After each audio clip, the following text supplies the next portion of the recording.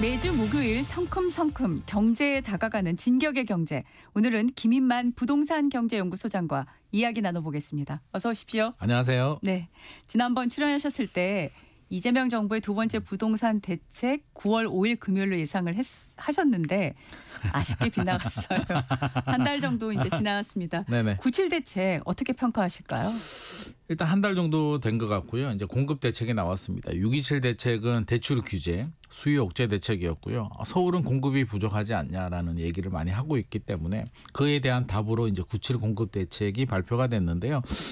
일단 국토부 입장에서는 뭐 최선을 다해서 준비는 한 것 같습니다. 최선을 다했다. 네, 그렇게 보시는 왜냐하면 이유. 제가 장관이 되더라도 갑자기 알라딘의 마술 램프도 아니고 서울에 아파트가 뚝딱 지어질 수는 없는 거고요. 네. 계획을 만든다고 하면 뭐 제가 만들어도 이 정도밖에 안 나올 것 같습니다. 네. 이해는 되지만 네네. 국민들 관점에서 본다면 예. 일단 헤드라인이 수도권 135만 호 착공이거든요. 그렇죠. 우리가 135만 원 착공. 돈도 100만 원, 500만 원은 느낌이 오잖아요. 네. 1조, 5조 이렇게 얘기를 하면 네.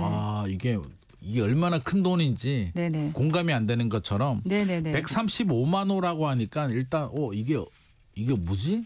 어떤 숫자지? 굉장히 많은 것 같아. 윤석열 정부는 270만 호인데 굉장히 많네 정도로 끝나버립니다. 그러니까 네. 체감이 안 되고 공감이 안 되고 기다리면 내 집 마련할 수 있겠다라는 생각이 안 드는 거예요. 그래서 저는 아쉬웠던 게 차라리 135만 호라고 하지 말고 네. 헤드라인은 네. 서리풀 지구의 서초구잖아요. 구체적 지역을 콕 집어서. 2만 세대를 네. 토지 임대부로 반값으로 공급하겠다라고 헤드라인을 딱 잡으면 네네. 강남에 2만 세대가 반값으로 나온다고? 네. 이거 뭐지? 예, 라고 예. 해서 관심이라도 가지는데 네, 네. 135만 원라고 하니까 눈 껍벅껍벅 대다가 그냥 지나가 버린 대책이 돼버렸고요. 네. 두 번째 아쉬웠던 점은 여러 가지 공급 대책들 내용들 중에 마지막에 수요 억제 대책도 나왔습니다. 나왔죠. 공급 대책인데 수요 억제가 딱 붙었어요. 네. 그 내용을 보게 되면 규제 지역에 네네. LTV를 50에서 네. 40%로 내리겠다. 그리고 뭐 1주택자들 전세 대출 한도도 줄이고. 네.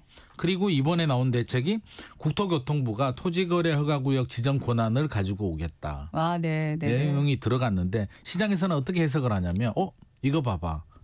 그러면 국토교통부가 앞으로 토지거래가 구역을 지정하겠네. 그리고 규제 지역에 LTV 40% 내리는 건 마포, 성동 같은 강남 외 지역을 규제 지역으로 지정하겠다라는 시그널로 받아들이면서 네. 시장에서는 빨리 사야 그러면 되겠다. 빨리 사야겠다.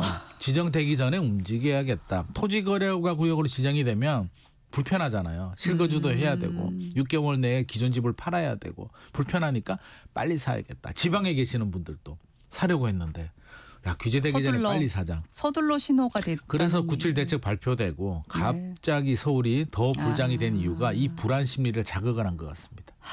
근데 앞서 말씀하셨지만 지금은 약간 백약이 무효 같다 이런 생각도 들어요.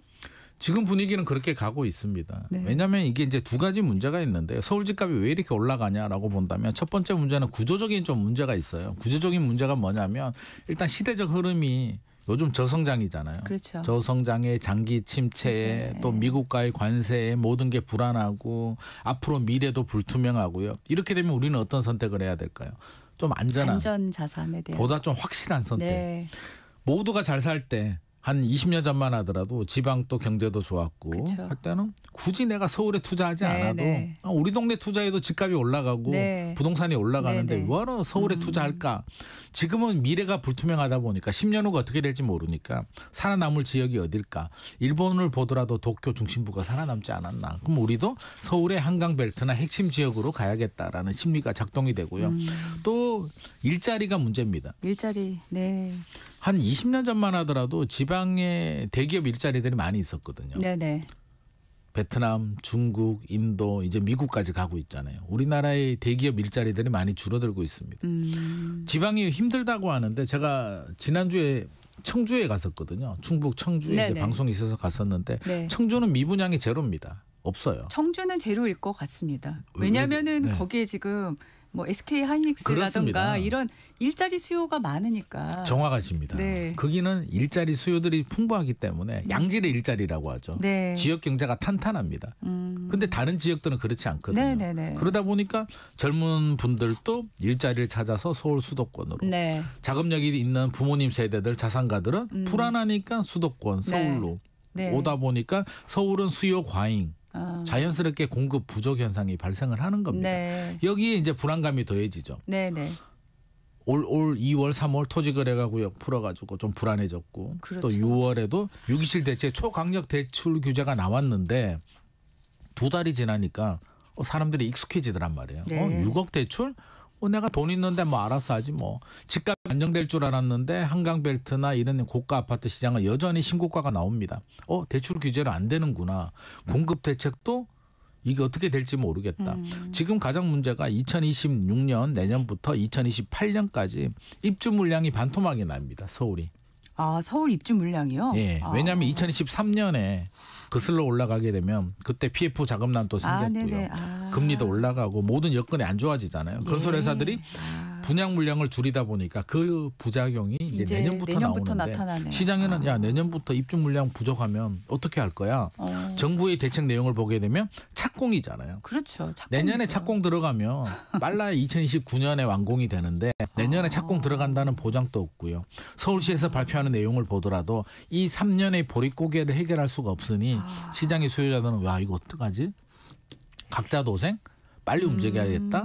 우리 앞서서 얘기했듯이 서울 집값은 오늘이 제일 저렴한가? 라는 불안 심리가 걷잡을 수 없을 정도로 확산이 되고 있는 상황입니다. 네. 정부가 뭐 이런 상황을 모를 거라는 생각은 사실 안 들고요. 알죠. 네네. 네. 그러면 지금 이제 추석 연휴가 있어요. 네. 그러면은 추석 이후에 좀 추가 대책이 나와야 될 것 같은데 어떻게 보시나요? 나와야죠. 예. 저는 지난주나 이번 주 정도에 나왔어야 된다고 생각하는데 아직은 안 나왔는데요. 예. 나온다면 뭐가 나올 거라고 생각하세요? 지금 나올 카드가 사실은 또 정해져 있어요. 이게 제 예상을 뛰어넘는 카드가 나오면 시장에 신선한 충격을 줄 거고요. 네. 제가 지금 말씀드리는 내용 정도가 나오면 시장의 반응은 예상했다 정도로 나올 텐데 네. 일단 규제 지역 지정이 될 것 같습니다. 조정 대상 지역, 투기 과열지구, 투기 지역 이 세 개를 다 지정할지 조정 대상 지역만 지정할지는 봐야 되겠으나 마포, 성동, 동작, 강동, 뭐 광진구 이 정도까지는 지정될 가능성이 상당히 높을 것 지금 같고요. 거의 한강벨트가 다 맞습니다. 들어가겠다라고 보시네요. 네. 그렇습니다. 그리고 이제 경부 축으로 보게 된다면 네. 최근에 많이 올라가는 과천시 그리고 경기도 성남시 분당구 정도까지는 분당까지. 후보지로 들어갈 것 같은데 네네네. 이게 언제 나올지가 지금 관건이고요.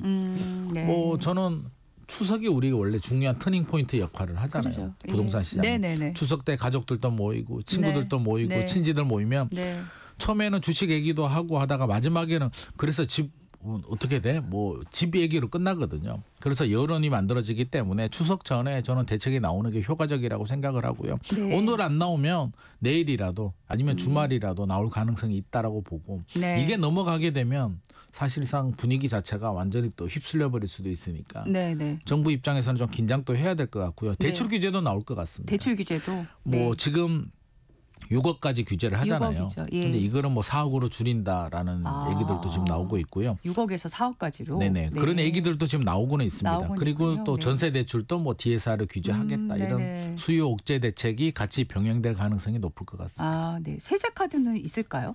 세제 카드는 이번에 안 나올 것 같습니다. 저는. 왜냐하면 일단 대통령께서 네. 세금 규제는 안 하겠다고 얘기한 지 이제 아직도 한 4개월도 되지 않았잖아요. 네네. 이게 집값이 올랐다고 해서 4개월 만에 대통령 말을 뒤집기가 사실은 좀 부담스러운 부분이 있고요. 네네네. 세제 카드라고 한다면 김윤덕 장관, 국토부 장관도 그 얘기 했었거든요. 네. 개인적인 의견, 내 사견은 네. 보유세 좀 올리면 좋겠다. 보유세 올리면 좋겠다. 라고 얘기를 했는데 물론 국토부 장관이 세금을 올리는 건 아닙니다만 개인적인 의견이라는 단서를 달았는 이유는 이게 쉽지 않겠다. 이번에 안 나오겠다라는 걸 의미하는 거고요. 네네. 이게 왜 쉽지 않냐면 문재인 정부 시절로 거슬러 올라가게 되면 문재인 정부 시절에 이제 세금 규제를 많이 했잖아요. 보유세 했죠. 많이 올렸는데 네네. 집값이 더 올라갔거든요. 네. 세금을 올린다는 얘기는 조세 저항이거든요. 내년 지방선거를 앞두고 굳이 조세 저항을 부딪히면서까지 강공수를 두기에는 또 여전히 부담스러운 부분도 있을 것 같습니다. 네. 지금 서울시에서 신속 통합기획 2.0 추진계획 발표했습니다. 6년 안에 31만 호를 서울에 착공하겠다는 건데 이 계획 핵심만 설명해 주시고 현실성이 굉장히 있다라고 보시는지까지도 말씀을 좀 해주시죠. 일단 31만 호 그러면 분당 신도시 3개 규모거든요. 네. 이게 과연 가능할까? 2031년까지 저는 일단은 쉽지 않으리라고 보고 있고요. 한강벨트에 19만 2천 호 공급을 하겠다고 하는데 네. 결국에는 재건축 재개발을 신속통합기획을 통해서 네네. 빨리 공급을 하겠다라는 계획인데요. 네. 제가 왜 쉽지 않다고 얘기를 하냐면 네. 재건축 재개발 정비 사업에서는 이제 갈등이 3가지가 있습니다. 네. 하나는 조합 내부의 갈등. 네. 조합장의 비리라든지 네. 추가 분담금 문제라든지 네네. 돈 문제 때문에 분쟁이 계속 생기고요. 두 번째는 시공사와의 갈등. 네. 공사비 더 올려주면 안 되겠니? 네. 우리는 못 올려줄 것 같은데요. 네네. 올려줘. 공사 중단할래라는 갈등이 있고요. 네네. 세 번째는 이제 지자체와의 갈등이 있습니다. 기부 체납 좀 더해. 임대 아파트 더 지어. 네. 야, 한강변에도 임대 아파트 좀 지어야 되지 않겠니? 공공 주차장도 좀 지어봐. 이런 갈등 요인들이 있는데 신속통합기획은 마지막 갈등, 세 번째 갈등을 최소화하겠다. 우리가 많이 도와줄게라는 건데 네네. 결국에는 첫 번째, 두 번째 갈등, 돈 문제는 해결할 수가 없습니다. 그래서 저는 빠른 공급은 좀 쉽지 않겠다는 입장이고요. 네. 그래도 이렇게 열심히 하겠다고 하니까 국토부도 135만 원 하겠다. 서울시도 31만 원 하겠다니까 공공민간 뭐 각자 열심히 힘을 합쳐서 하는 거는 긍정적인데 네네. 제가 앞서서 말씀드렸듯이 그럼에도 불구하고 2028년 이 3년의 보릿고개는 서울시가 노력을 해도 국토부가 노력을 해도 이 입주 물량 부족 문제는 해결하기가 어렵다는 게 가장 문제인 것 같습니다. 네. 무엇을 해도 입주 물량 부족을 해소하기는 굉장히 어렵다.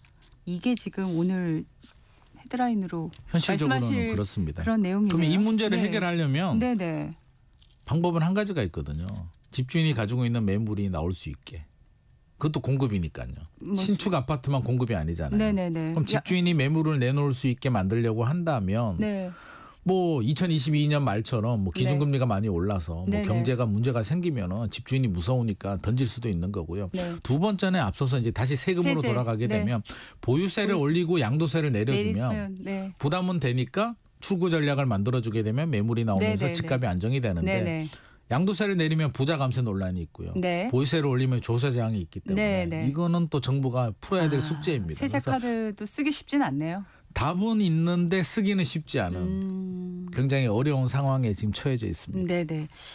그 월요일에 지금 서울, 강남, 광진, 송파 등 서울 동남권, 경기도 성남, 용인 여기 비행안전구역이 12년 만에 회제가 돼서 완화가 됐어요. 네네. 이 소식은 시장에 어떤 영향을 미칠까요? 일단 뭐 긍정의 의미를 보자면 이제 분당 야탑동, 임해동 쪽에 이제 재건축을 추진하고 있는데 15층짜리 아파트를 이제 한마디로 50층까지 지을 수 있다는 네. 얘기입니다. 그러면 네. 이제 사업성은 좋아지는데 네네. 지금 안 그래도 주택 시장이 불안한데 단기간에 집값 3억씩 올리고 이러거든요. 그러니까 집값을 불안하게 하는 요인이 될 수도 있습니다. 네. 장기적으로는 사업성이 좋아지고 공급이 그러니까요. 늘어날 수는 공급이 있는데 늘어나는데. 단기적으로는 이게 호재로 받아들이면서 안 그래도 지금 집값이 불안한데 집값을 더 불안하게 하는 이게 또 양면의 동전성이 있는 것 같습니다. 네. 짤막하게 추석 연휴 기간 우리 청취자들이 어떤 뉴스를 좀 주목하고 있어야 될까요? 일단 정부가 대책 나오는지 좀 지켜봐야 될 것 같고요. 시장 네. 흐름 자체가 이제 어떻게 움직일지 여론의 동향을 좀 살펴본 다음에 네. 추석이 지나면 이제 부동산 시장의 4분기 흐름이 결정이 되기 때문에 네. 좀 예의주시해야 될 것 네, 같습니다. 알겠습니다. 지금까지 김인만 소장님과 말씀 나눴습니다. 고맙습니다. 감사합니다. 이어서 날씨 정보 전해드립니다.